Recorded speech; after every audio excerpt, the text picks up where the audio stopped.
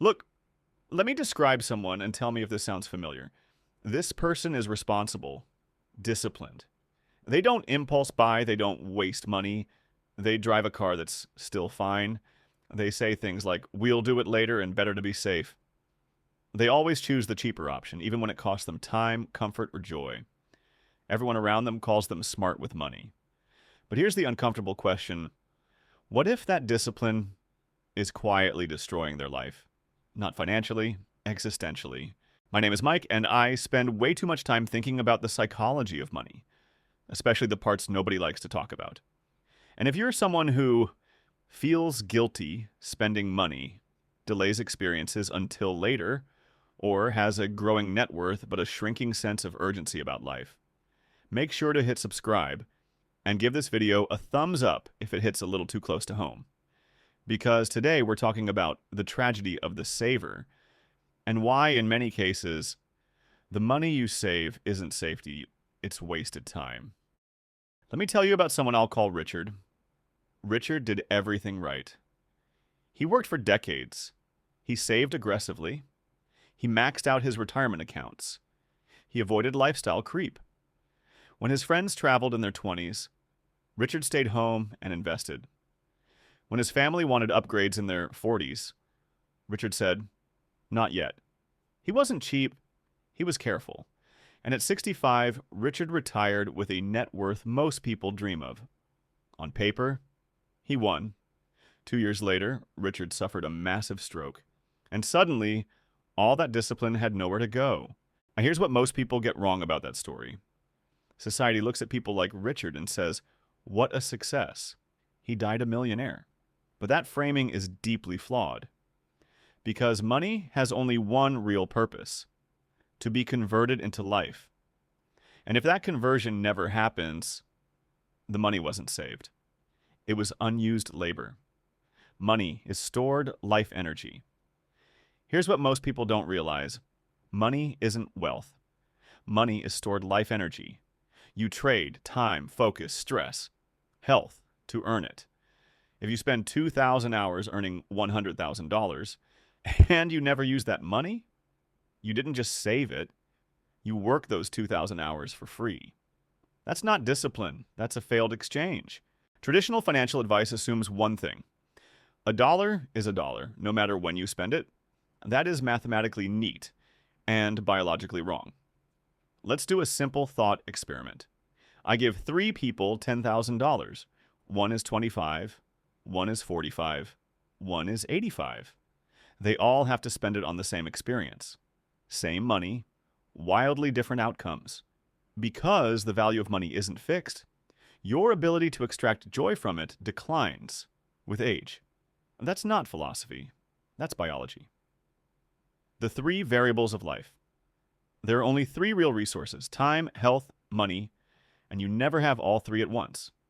In your 20s, time plus health, no money. In your 50s, money plus health, no time. In your 80s, money plus time, no health. Saving everything for the final phase is like buying concert tickets for a band you won't be able to hear. This is the tragedy of the saver. The saver believes they're being patient, but patience only works if the future version of you can still use what you're preserving. And that's the gamble nobody talks about. Because life doesn't ask permission. But Mike, I'm just being responsible.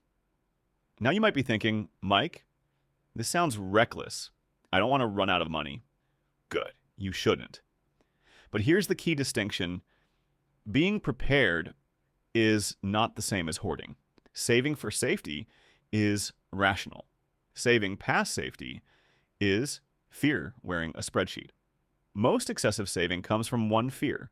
What if I live longer than expected? That fear is real. But hoarding cash is a terrible way to solve it. Why? Because you're locking up years of potential experiences to insure against a scenario that insurance products literally exist for. Longevity risk should be hedged, not hoarded against. Then there's the legacy argument. I'm saving for my kids. Sounds noble. But here's a stat that changes everything. The average inheritance is received around age 60. Ask yourself, honestly, how life-changing is money at 60? Now compare that to giving support at 30. Same dollars. Wildly different impact. Delayed generosity isn't generosity. It's procrastination disguised as virtue. Give with a warm hand. Helping people while you're alive has 3 advantages. The money is more impactful. You get to see the outcome. It compounds emotionally, not just financially. Waiting until you're gone optimizes for tax efficiency, not human value. Here's where things get really interesting.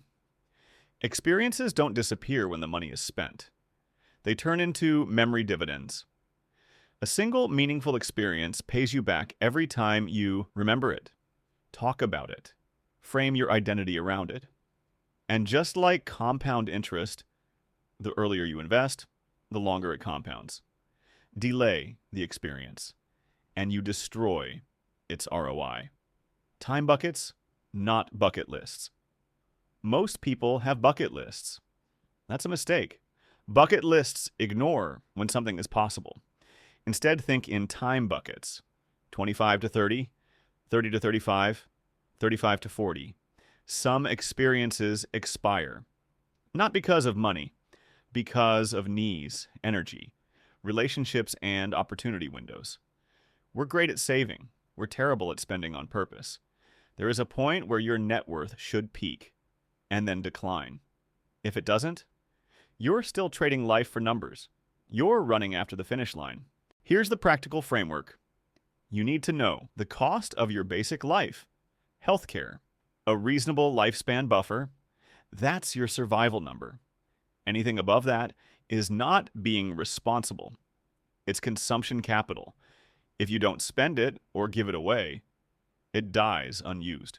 If you died today, what money would still be sitting there? Now ask, what did you say no to protect that number? Trips? Time? Moments with people who won't always be around? That money is no longer safety. It's a monument to delay. Let me be very clear. If you're in debt, if you're unstable, if you're struggling to cover basics, this philosophy is not for you yet. Survival comes first. This is for savers. For people who already won but don't feel like it. The goal of life is not to die with the highest score. The goal is to play the game fully. The tragedy isn't dying. The tragedy is postponing life for a future that never arrives. Don't aim to be richer. Aim to be on time. Spend where it matters. Give while you're here. Collect memory dividends. Because your legacy isn't a balance sheet. It's the moments you lived and the ones you enabled for others. Die with less fear. Die with fewer regrets. And don't let your discipline become your tragedy. If this video challenged how you think about saving, hit the like button. Subscribe if you want more conversations about money that go deeper than spreadsheets. And ask yourself this. Honestly, what are you delaying that doesn't actually wait? We'll talk next time.